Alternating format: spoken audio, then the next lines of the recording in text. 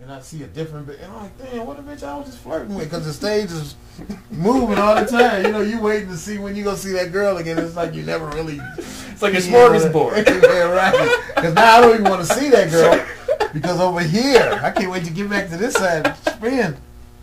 You know, so man, that was my only crap.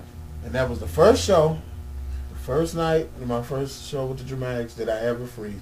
No matter the Cool Jazz Festival was 50,000 people. Right, but that wasn't your first experience. I'm out there on the stage like at that moment. Did you think you made it? Yeah. With the spinning stage and you're 17. Yeah, with the spinning stage, and I got through it. I thought I made it when I was flying on the plane going to California. That story that you were telling me. Yeah, well, not even that, but going for the first time because that show that in the round was just the Dramatics. You know what I mean? But I knew I made it when you drove up and you saw the marquee and it said the Dramatics. That's the end of it. 10 minutes. 10 minutes. Oh, okay. 10 minutes. So and it said the Dramatics. You know what I mean? And you driving up like wow, and then you rehearsing and you know. I knew I made it when I left Detroit. And when my mother said, "Yeah, he can go," I knew I made it. But since it is 10 minutes, the band members, what had happened was I had a group, my local band was Roadwork. And that year, what year did that band start? That was in '74. 74 that you started. Yeah, because I got with the Dramatics like July of '74. And but I had my Roadwork since that's what year did that start? June of '71. It was 5 so months. we were a hell of a band. I mean, we played all of those years together, and then it came that the Dramatics had been seeing us as a band, and so their band had been striking on them a lot. So they wanted to get the band back by showing them that they could just get a new band. So when they brought it to me, they wanted my band, and I was like, "Damn, that's great, my whole band." And he was like, "Yeah," and we started learning their stuff. But their show was like coming up in 3 weeks or 2 weeks. And as a professional, you start saying, well, this ain't kind of working the way, because you know you got the drummer learning, keyboard learning his part. Everybody's learning. Everybody's fresh. So they're like, now all different band members are coming back, crawling back.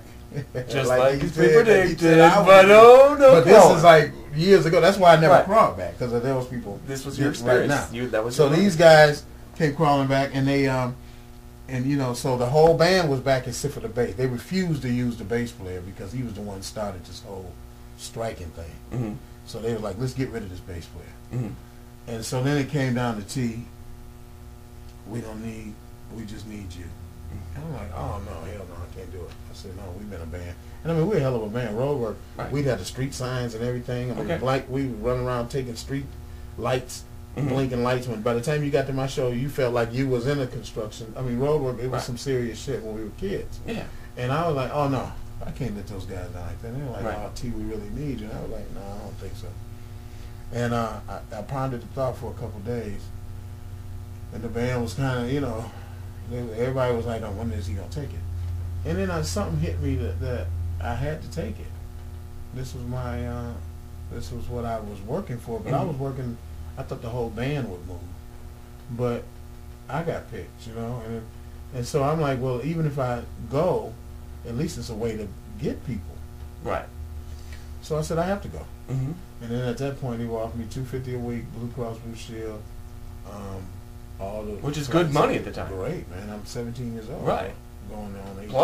Plus I was just making $25 a night at the clubs. Right.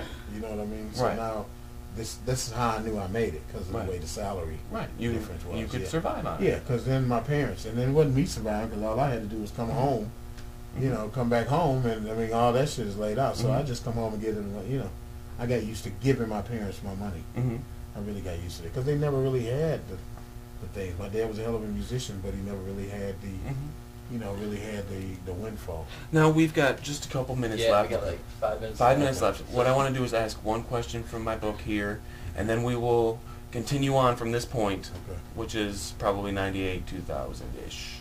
2000-ish. 2000-ish for part 2, and then we'll get into more questions as well. Okay. But let me get at least one. We've answered that.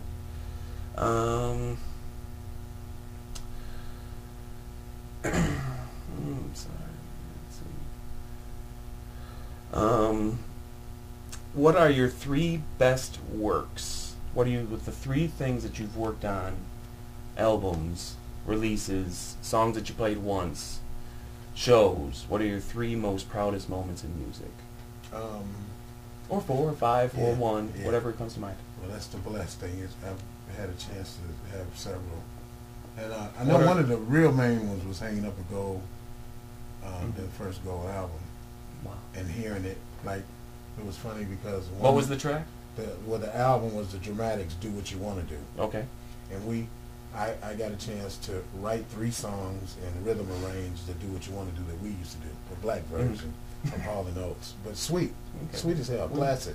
Okay. And the album was the only gold album of the Dramatics. Now, the Dramatics have thousands of records, but only 1 gold album. And I'm 3 songs as a writer and the arranger of a major song, you know. So that's major because really now you figure all of their stuff probably is triple platinum by now. But I'm saying it's only to date only 1 gold album, and their last top 10 song I was able to be the writer of that as well. Their last top 10 song, which was what one? Which was Welcome Back Home. Okay.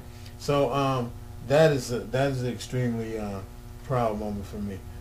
The other proud moment for me was my first label. I mean, I started Hyped International Records and got a deal, a distribution. When was that?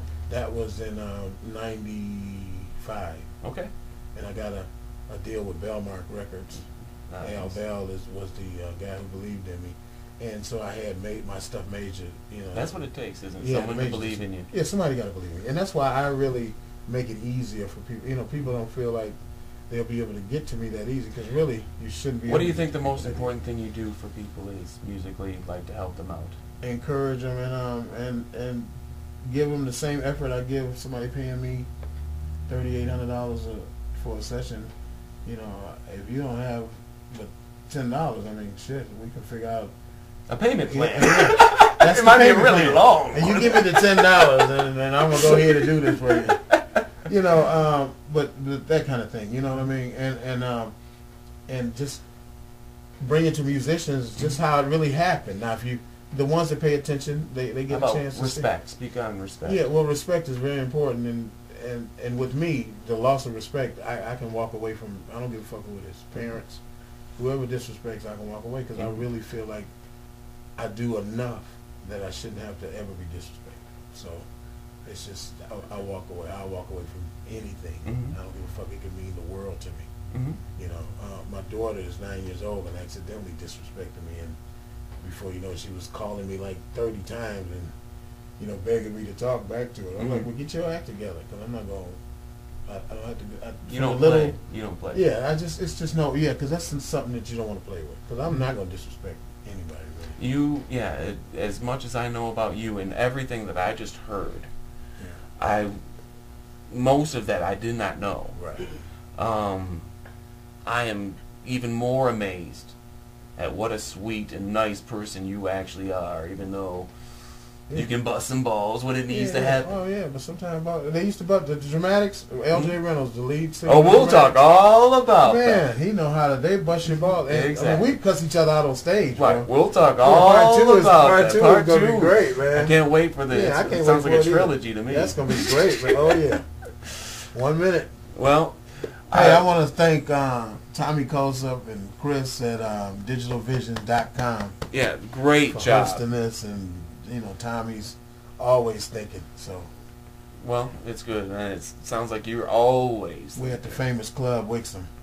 That's what we call this. So, the famous club. Yeah, this is where to find me. And we put the website down. Yeah, here we put the website down. Okay.